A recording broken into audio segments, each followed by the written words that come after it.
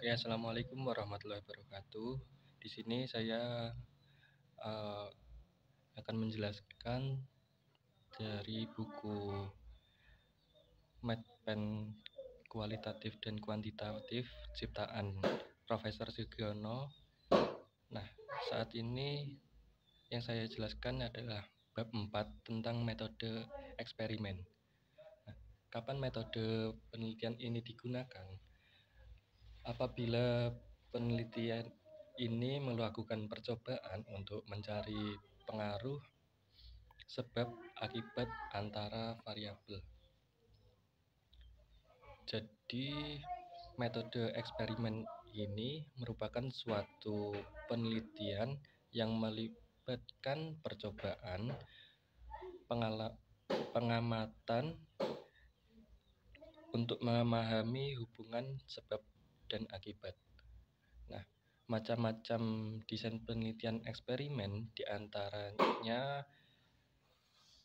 pre-eksperimental, terus true experimental design, factory design, dan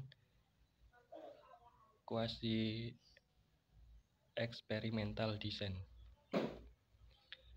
Metode eksperimental dapat digunakan untuk mengembangkan dan menemukan teori. Selanjutnya yaitu bab 5 tentang populasi dan sampel. Apa sih populasi dan sampel itu? Kalau populasi merupakan keseluruhan subjek yang akan diukur. Nah, sedangkan sampel merupakan bagian dari jumlah dan karakteristik yang dimiliki oleh populasi tersebut. Nah, cara menentukan ukur sampel dengan populasi berdistribusi secara normal. Nah, cara mengambil anggota sampel pada penelitian kualitatif pada umumnya dilakukan secara random seperti bilangan random dan lain-lain. Nah, sekarang di bab 6 yaitu ada skala pengukuran dan instrumen penelitian.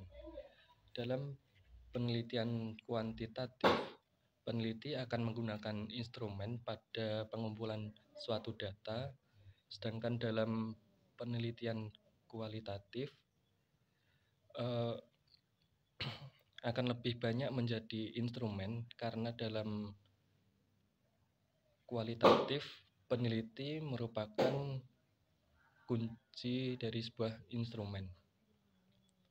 Nah, macam-macam skala pengukuran diantaranya skala Richter digunakan untuk mengukur sikap. Yang kedua ada skala Gardner digunakan untuk mengetahui jawaban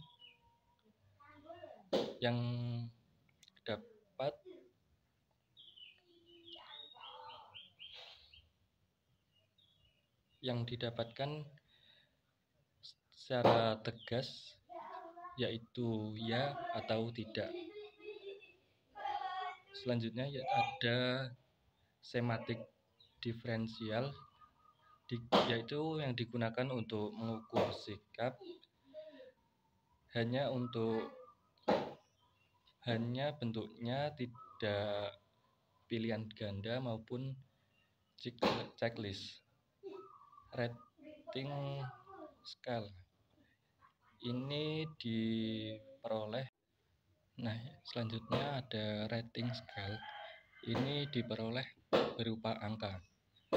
Nah, instrumen penelitian pada prinsipnya meneliti adalah merupakan pengukuran bertahap fenomena sosial maupun alam. Maka harus ada alat ukur yang baik. Alat ukur yang baik itu dinamakan instrumen penelitian.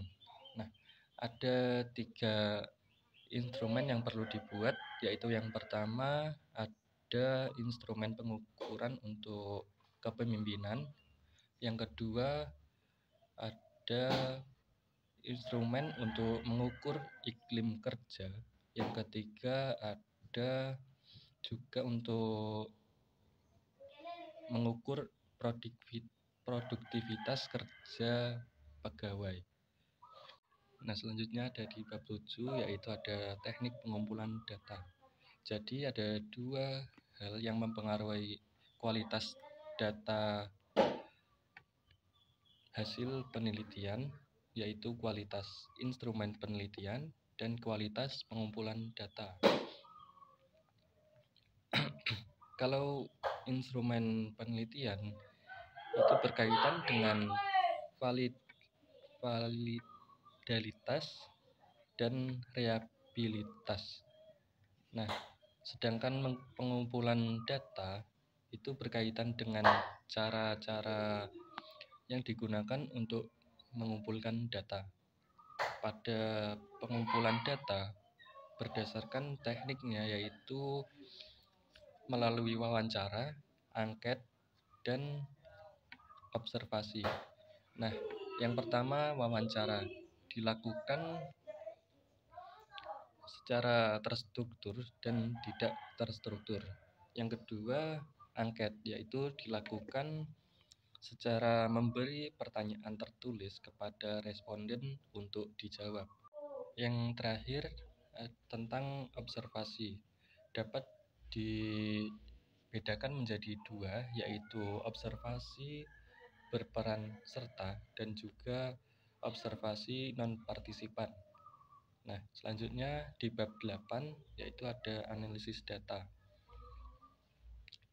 Dalam penelitian kuantitatif, analisis data merupakan kegiatan setelah data dari keseluruhan responden atau sumber data lainnya yang terkumpul. Nah, teknik analisis data penelitian kuantitatif menggunakan statistik. Terdapat 2 macam statistik yang digunakan untuk analisis data, yaitu deskriptif dan interferensial. Nah, selanjutnya di bab 9, yaitu contoh analisis data dan pengujian hipotesis. Nah, seperti yang dijelaskan pada bab sebelumnya, bahwa analisis kuantitatif dapat menggunakan statistik parametris dan non-parametris. Nah, kalau parametris dapat digunakan untuk menganalisis data interval dan rasio. Nah, selanjutnya sedangkan non-parametris itu digunakan untuk menganalisis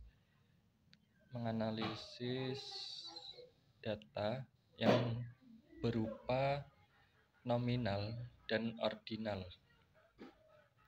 Nah, selanjutnya di bab 10 adalah ada masalah fokus judul penelitian dan teori dalam penelitian kualitatif. Nah, jadi setiap penelitian baik kualitatif maupun kuantitatif pasti selalu berangkat dari masalah. Namun dapat dibedakan menjadi 2 antaranya, yaitu di antara penelitian 2 tersebut. Nah, kalau penelitian kuantitatif, masalah akan dipecahkan melalui penelitian yang harus jelas. Nah, sedangkan kualitatif, masalah masih bersifat sementara. Selanjutnya terkait fokus penelitian, yang jelas fokus penelitian ini masih bersifat masih yang jelas fokus penelitian ini merupakan penetapan fokus berdasarkan permasalahan yang terkait dengan teori-teori yang telah ada.